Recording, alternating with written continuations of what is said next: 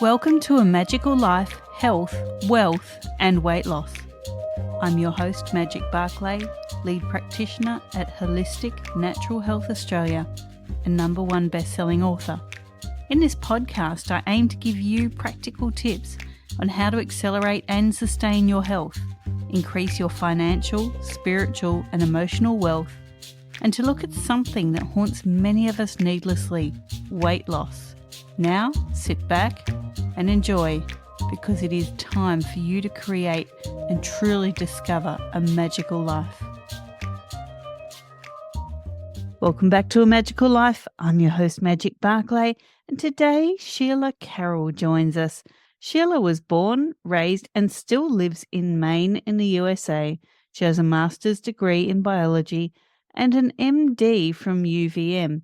She's been a pediatrician for 20 plus years, is mum to an 11-year-old named Theo, and is a certified life and weight coach. In Sheila's own words, progress is healthier than perfection. Welcome, Sheila. Thank you so much. Thanks for having me. My absolute pleasure. We were just chatting off air a little bit before we started recording today. And, I love that you were saying, let me get you to say it in your own words about progress.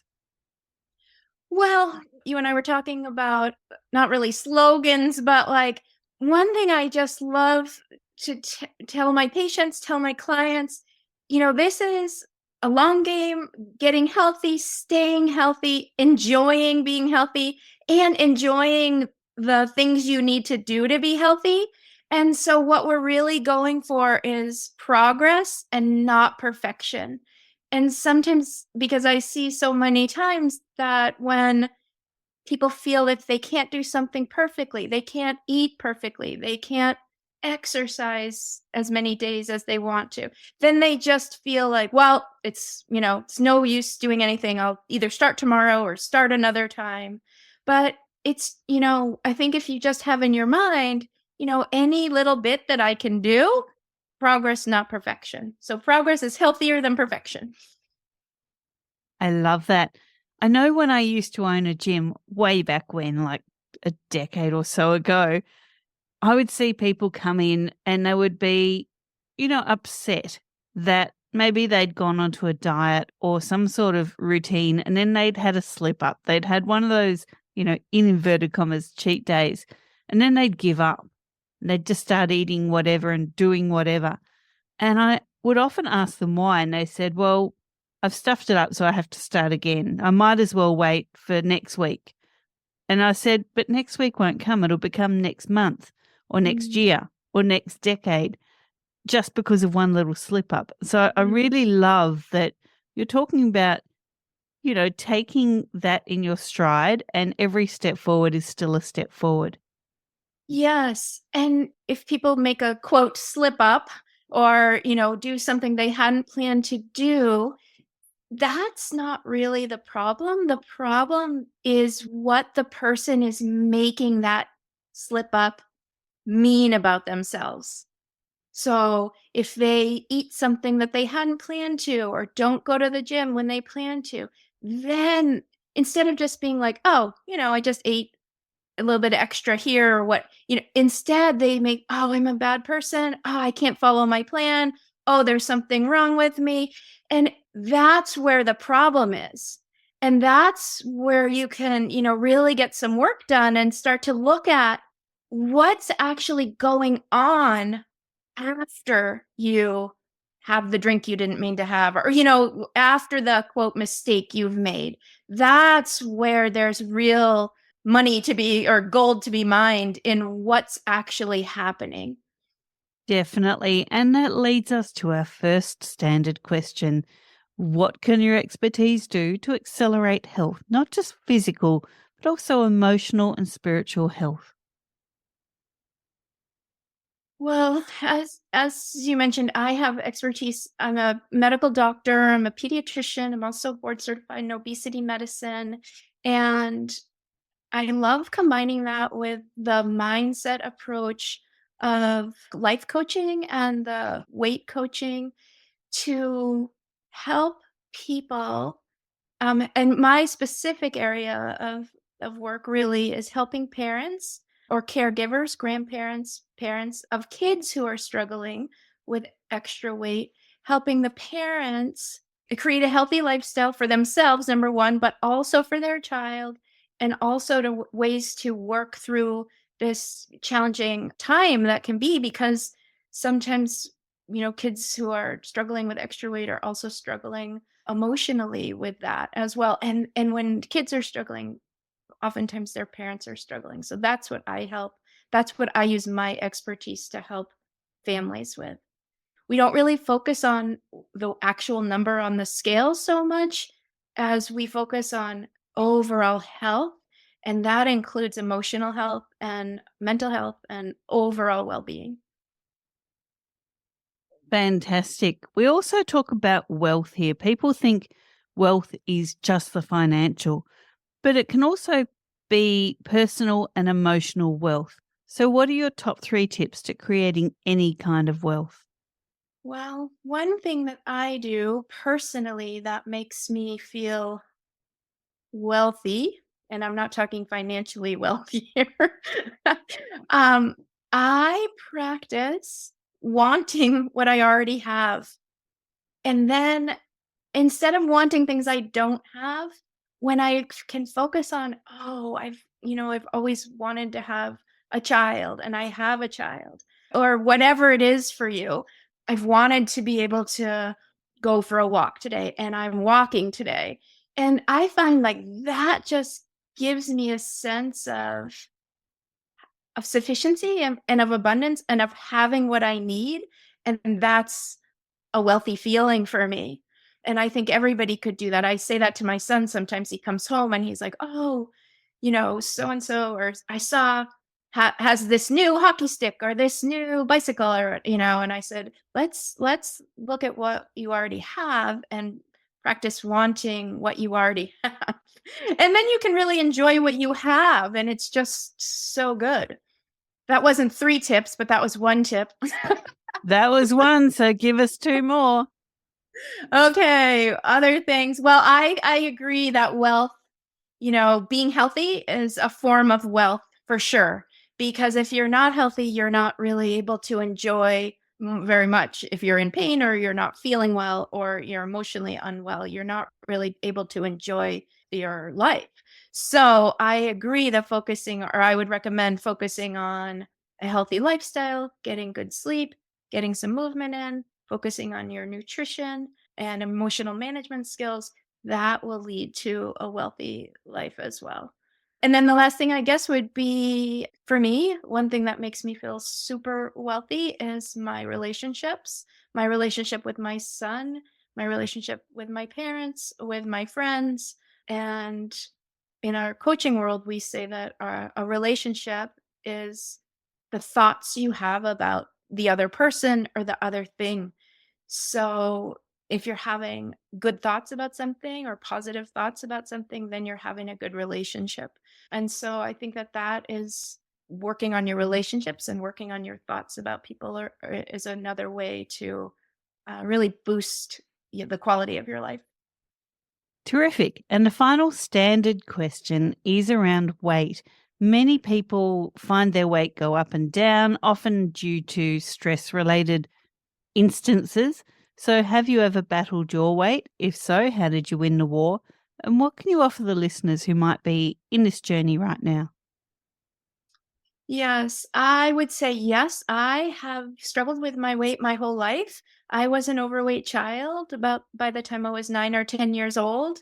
And just like you said, kind of up and down my whole life. There were periods, for me, when I was feeling really happy and things were going well and easy for whatever reason, I tended to not be hungry. And so I wouldn't eat. So I would naturally lose a little bit of weight. And then if things got tough or stressful or something, things going on, real life, I would gain. So I just went up and down, up and down. And honestly, when I was able to really, truly get a handle on 2 things, I was able to get a handle on the food choices I was making. When I understood, I learned some science actually about weight loss that they don't teach us in medical school. Most in medical school, the real talk is about calories in, calories out. It's an energy balance model. 3,500 calories is 1 pound. So you need to burn 3,500 calories to lose 1 pound. Well, it turns out that to me and my belief, and not all physicians believe this, and this is what I know is so confusing. It was confusing to me for so long, and I know it's still confusing to people. But there's another theory of weight gain and weight loss called the carbohydrate insulin model. And what it really speaks to is how insulin and insulin resistance is what's driving weight gain in today's world. And so, food choices, if you make food choices that will keep your insulin level low, insulin's a hormone made by your body in response to foods with carbohydrates or sugars. But if you choose foods that keep your insulin level low, when your insulin level is low, your body is able to burn the stored energy or the stored fat it already has, and that's how you lose weight. So it's not really a calories in, calories out. It's basically trying to keep your insulin level low. So when I learned that, there's a really great book. If anyone's interested in that theory, it's by a kidney specialist named Dr. Jason Fung, Fung. He's a nephrologist. He's lives in Toronto, I believe. The name of his book is The Obesity Code. He's also written a book called The Diabetes Code. Great book, life-changing book for me. I lost 45 pounds when I started, and it wasn't really a diet because it's not a start date and an end date. There's no rules to it. Basically, what you're doing and what I did is I learned to choose foods, number one, that I like to eat, and number two, that were going to serve my body in a way that helped me achieve the results I wanted. So that was one thing that helped me achieve my goal. And the other thing that helped me achieve my goal was coaching and learning about coaching and becoming a coach, number one, but also learning how to coach myself. And what I really mean by that is understanding behavior through a framework of the fact that our thoughts, we all have thoughts racing through our minds all day long. Experts say we have about 60,000 thoughts a day. So we have this super highway of thoughts, and our thoughts create our feelings, and our feelings drive our actions. So, this is super important when you start to think about why you're eating what you're eating, why you're doing what you're doing, why you're not doing what you want to be doing. It all comes back to understanding your thoughts that you're having. And because our thoughts create our feelings and our feelings drive our actions. So that was like a missing link for me that I had never understood.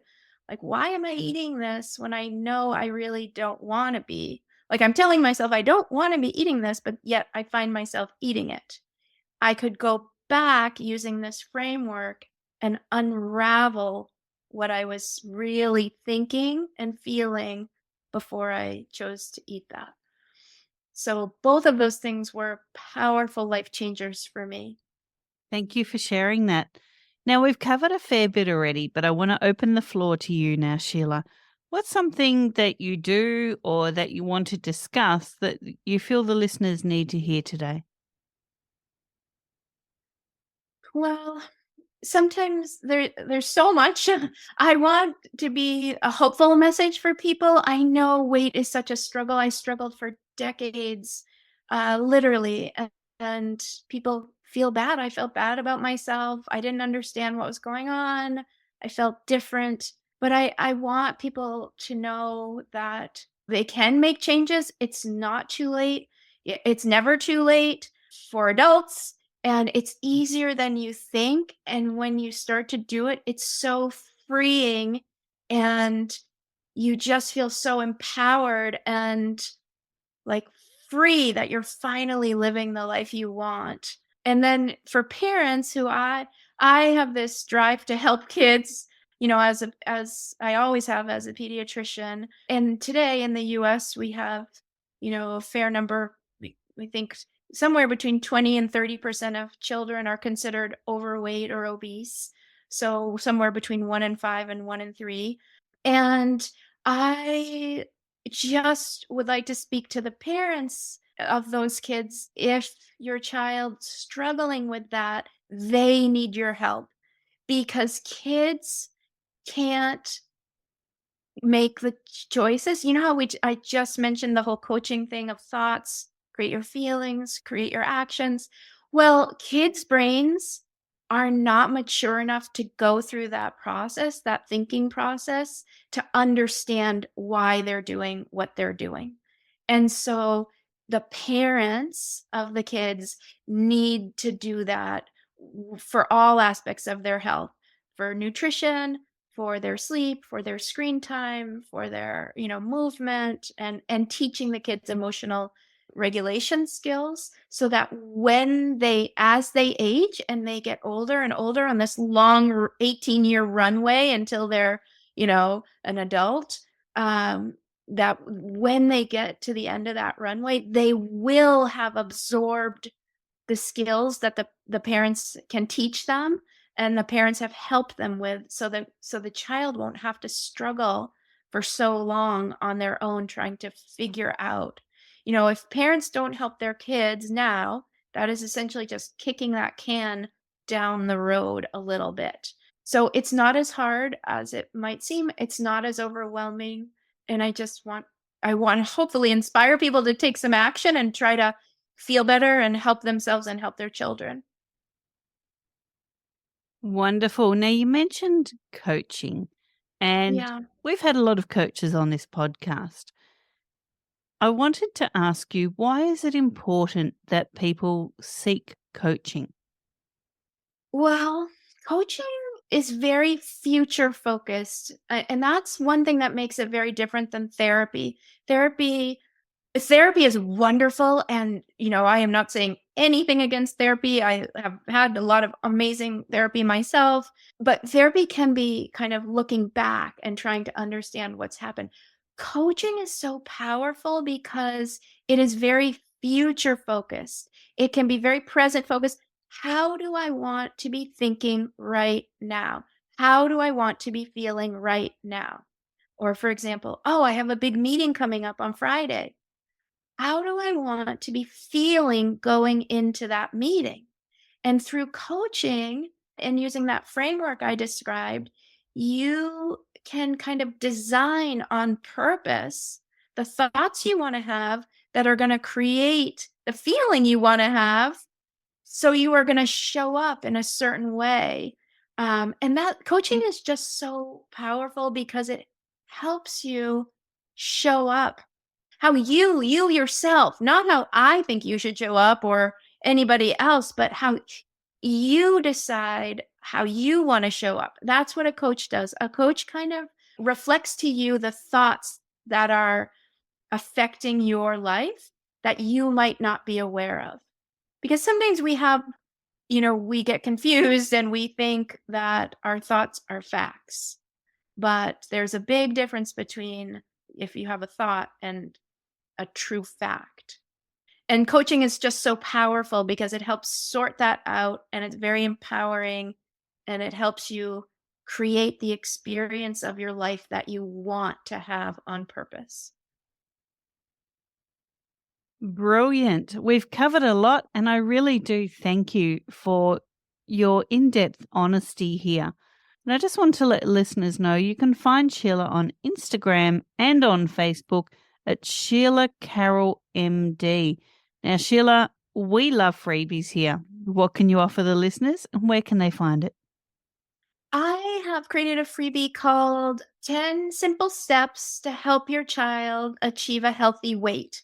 And this is not a step-by-step thing that you need to do, 1 and then 2 and then 3. It's just general principles that, kind of would help a family get an idea of what would create a healthy lifestyle for them. And they're very simple things to do. So that is easily accessed at through my Instagram or through my website, which is just my name, SheilaCarrollMD.com.